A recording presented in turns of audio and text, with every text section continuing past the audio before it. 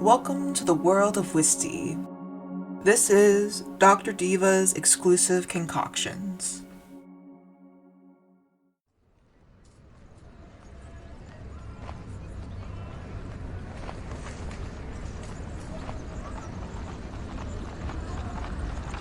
For the residents of New Amsterdam City, it was a regular Monday morning. The sound of hooves clomping down the winding streets bounces off of the brick buildings and glass skyscrapers composing the sprawling metropolis. Inevitably, the flow of the early morning stampede grinds to a halt as the human-animal hybrids dodge one another. They yell to move, to watch where they're going, or just in general about the frustrations of their lives. Perhaps some yell for the twisted pleasure of it. Not all land-bound residents are in a rush, however. The scent of freshly brewed coffee wafts through open glass doors as patrons wait impatiently for their turn to order. Along every block are bells that ring as steaming plates of food are delivered to tables of varying heights by waitstaff of varying species. These diners, too, have long lines wrapped around corners. The hangry, queuing humanoids yell, too, but at the pedestrians passing on the sidewalks. Those spatially unaware yell at the early morning joggers who weave between them, startling them. Those wearing casual, comfortable clothing grumble at the pairs of women strutting past with vibrant shopping bags swinging from bent elbows, laughing too loudly for this hour. Truly, the noise never stops. The roar will eventually lull, but it never ceases, day nor night, regardless of the season. It is both the beauty and the curse of New Amsterdam City. Speaking of noise, the Hornsdown River is particularly turbulent on this day. It is becoming more and more common for water to splash over the barrier and hydrate the darkening grass, lush with the onsetting spring. The violent waves drown out the yelling of the stampede and the nearby pedestrians. The skyborn, fortunate enough to avoid the masses below, don't find respite from the noise either. The sound of 1,000 pairs of beating wings overtakes any foot traffic or crashing waves. V-Grip, as a mourning dove humanoid, takes advantage of the skyway. She flies at a steady pace, coffee already drunk and breakfast already sloshing in her belly, among a flock of other feathered residents.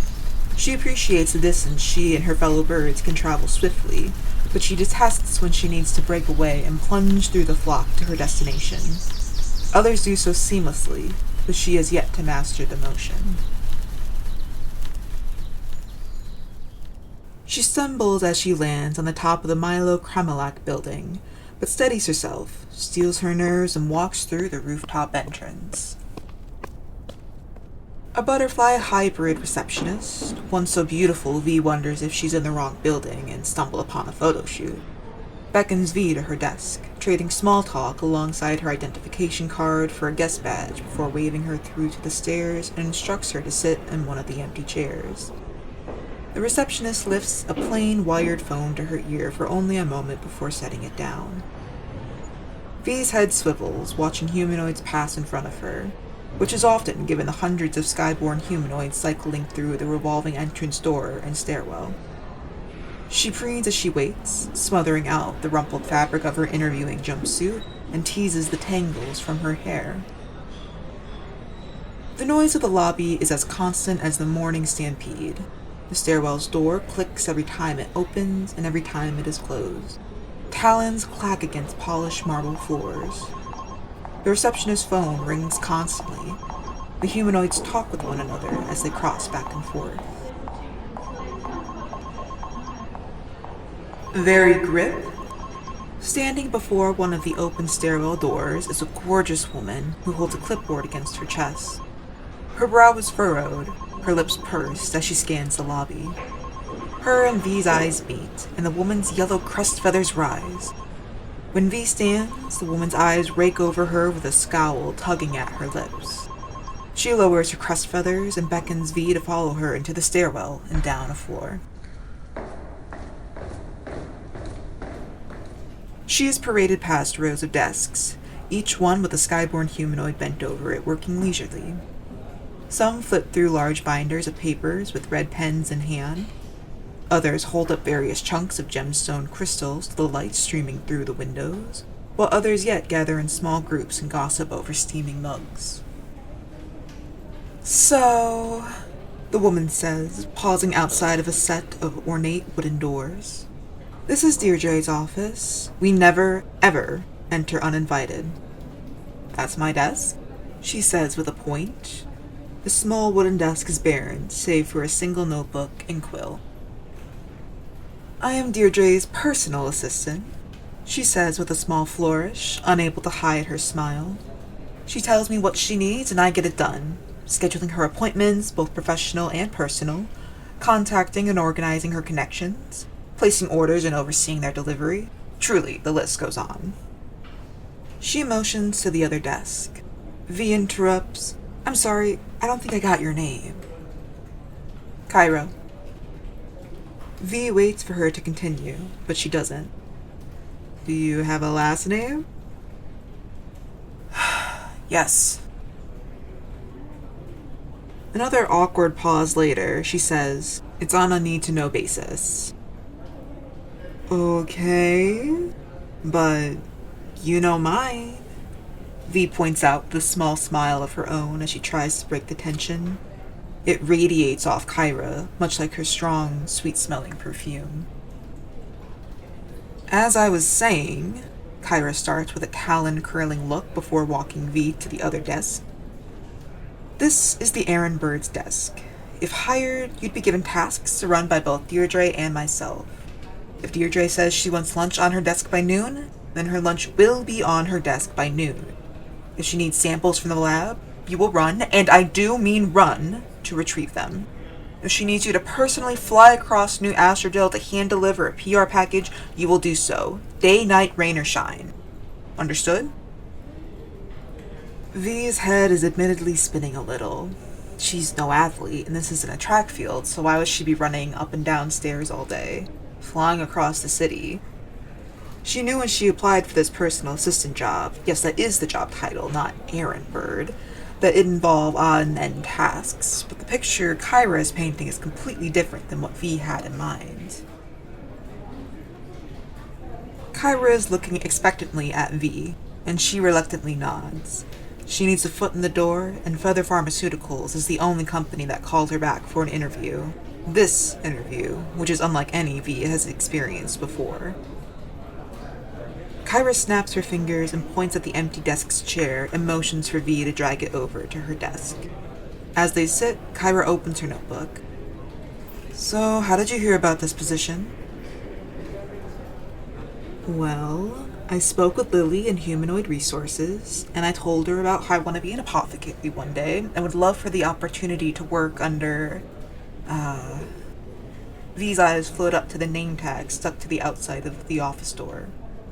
Deirdre Twigkeep and observe how she... A shrill ringing cuts V off. Kyra holds up a finger, silencing her as she opens the desk drawer and lifts the phone to her ear. Her eyes widen. No, she gasps, placing the receiver down and slamming the drawer closed. As she jumps to her feet, her wings cause a small draft to blow the loose strands of V's hair into her eyes and her quill onto the floor. A nearby private office door swings open, and a man with glossy pigeon wings hanging off his back emerges. Is something the matter? Deirdre just arrived. On it. The pair abandon V as they make their rounds. Kyra stops at the nearest desk worker and says no more than a sentence to her, but the woman springs into action, spreading word down the rest of her row as Kyra rushes to the next section of desks.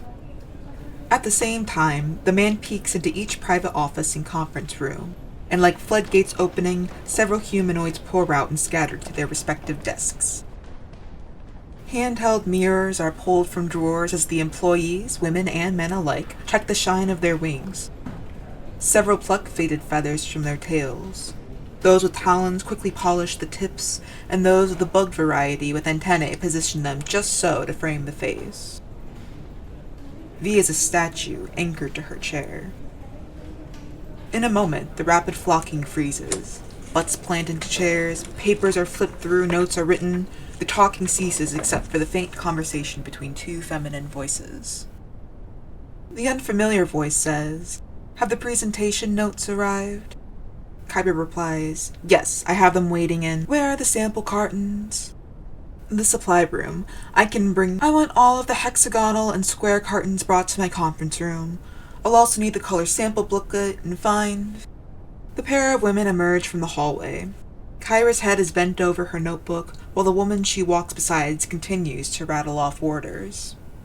"Vic, and get the final mock-up of the berry blend, and then find Oliver and have him bring the PR box to my office after the meeting." As Deirdre opens the ornate office doors, her attention drifts to V, still rooted in her chair. "Who are you?" Kyra steps in front of V. "A candidate for the other assistant position. I was beginning to interview her, but I can have her come back another morning." "I'll do the interview. Send her in." Deirdre sits behind her desk and waves a gobsmacked Kyra from the threshold. She steps out of the office and faces V, who finally rises from her seat. "She'd like to see you." "Great!" Kyra, nose already buried in her book, disappears around a corner. V inhales deeply, trying to steady her nerves, and steps into the office. She reaches for the chair across from Deirdre's massive oak wood desk, but Deirdre snaps her fingers, causing V to freeze. The woman purses her lips as she circles V with assessing eyes. She tugs at her wing, unfurling it and plucking several feathers. Despite the pinches of pain, V doesn't move nor interrupt. With V's feathers clutched in hand, Deirdre returns to her chair and lays the array across her desk. "What are you? Some sort of dove?" Yes. Mourning dove skyborns are common from where V's from, but admittedly she hasn't seen many in New Amsterdam. She also hasn't seen many exotic birds, but Pheather Pharmaceuticals appears to be largely staffed with rarer breeds, like Deirdre's peahen or Kyra's cockatoo. "And your name?" "Oh!" V unzips the pocket of her jumpsuit and retrieves a copy of her application and her resume and hands them to Deirdre, who looks at the papers with a stunned expression.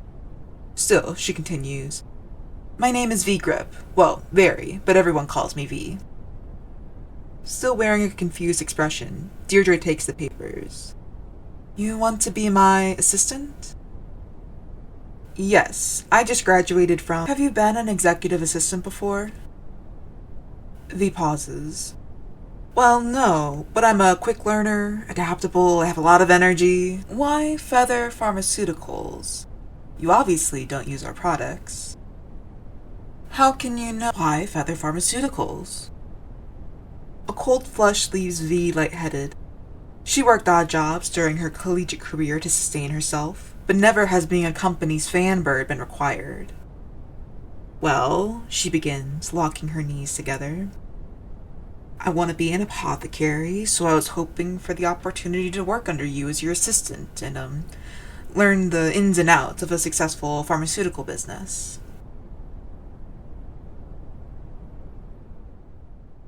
Deirdre is pensive as she reads through V's application. "This isn't an apothecary apprenticeship." "I know, but that's it." V opens her mouth to retort, but Deirdre sets the papers down on the corner of her desk and opens a drawer, pulling out a large binder and flipping through it. Biting her tongue, and with hot tears stinging her eyes, V pivots and marches out of the office, past the empty desks and through the office to the stairwell where she climbs up the flight to the rooftop lobby. She stops by the receptionist's desk and silently exchanges her guest badge for her identification card. "Very grip," Kyra calls out, causing both women to look towards the stairwell. With an exasperated sigh, she motions for V to follow her and re-enters the stairwell, not bothering to check if she's following.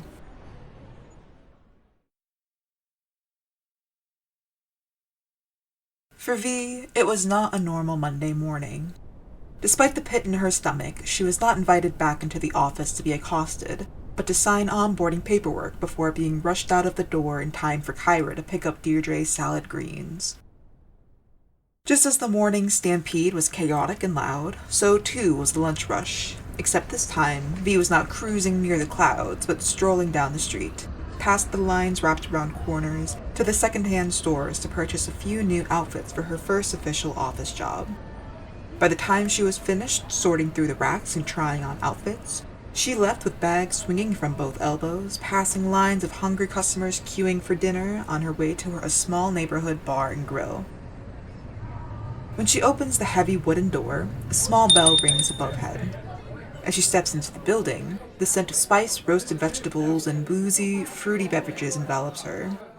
She floats to the corner table where her fiancé and friends are already sat and waiting with half-drunk glasses before them. With a peck on the lips, she slides in next to Archer. She leaves her hand on his knee to distract him while she steals his beverage and finishes it off, causing him to groan as their friends chuckle. Playfully pushing her hand aside, Archer leaves the table with promises of another round of drinks and placing their dinner order. Mimi, a firefly humanoid, toys with her empty glass while Neil, a moth humanoid, downs the rest of his drink. All eyes track Archer as he uses his wings to scoop pairs of ladybugs out of his path as he carries 4 drinks at once. Setting them in the center of the table, they're quickly claimed and raised. To my beautiful, successful lovebird. The glasses clink together and a kiss is planted on V's forehead. So tell us, what's the dragon like? Neil asks while leaning forward. V's eyebrows momentarily jump into her hairline. Intense. Even though she hired me, she doesn't seem to like me. Or anything. She has this constant frown on her face. I bet she only smiles for the cameras, Archer comments. Yeah, definitely, V agrees with another sip. Mimi nudges the bag at the foot of V's chair. So what's all this? She shrugs. Mimi pulls one bag onto her lap and rifles through it, a frown on her lips. V asks what she's thinking, and she says, "These seem a little conservative." Now V frowns. How so? Well, I mean, this is Pheather Pharmaceuticals. Don't you think everyone there would be, on their supplements and stuff? She holds up a new, black jumpsuit. This doesn't exactly show off her tail feathers. Of course it's conservative. It's a respectable office. And I don't feel the need to show off. I also don't feel the need to take their supplements just because. Going there to observe and to learn everything I can. And then next spring, I'll quit and I'll reapply for an apothecary apprenticeship. Working there, it'll look good on my resume. Mimi shoves the articles back into the bag and sets it on the floor. Good for you. I don't think I could work in a place like that without feeling self-conscious. No, I'm not worried about it. I'm perfectly happy how I am, V says, planting a small kiss on Archer's cheek. Now, there's a few wedding updates we gotta tell you guys.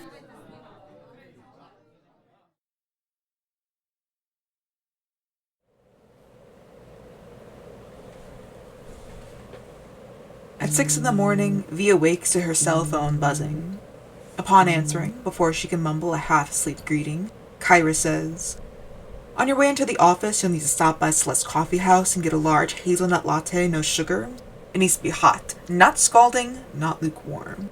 Afterwards, you'll need to deliver Deirdre's package prototype to our warehouse. While you're there, you'll need to pick up the samples of the Sweet Pea Serum and the Coastline Color Collection and bring them along with Deirdre's usual lunch to arrive at noon."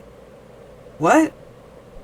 The call cuts, and V is left wiping the sleep from her eyes with a spiraling mind. Archer rolls over, palms her stomach, and pulls her against him. Who's that? I think it was Kyra? V sits upright, still looking befuddled at her phone. She said something about colors, I think. Archer pulls the bed's comforter up to his neck. I thought you were going in at 9, he grumbles, already going back to sleep. V thought so too.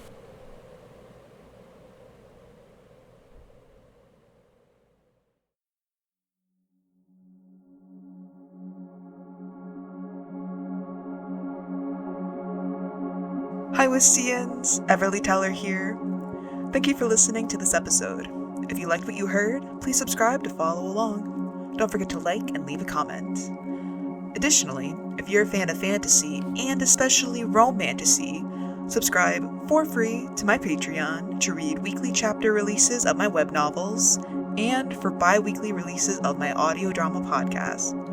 Together, we'll explore the corners of the magical world of Wisty through narration, print, recovered artifacts, and more.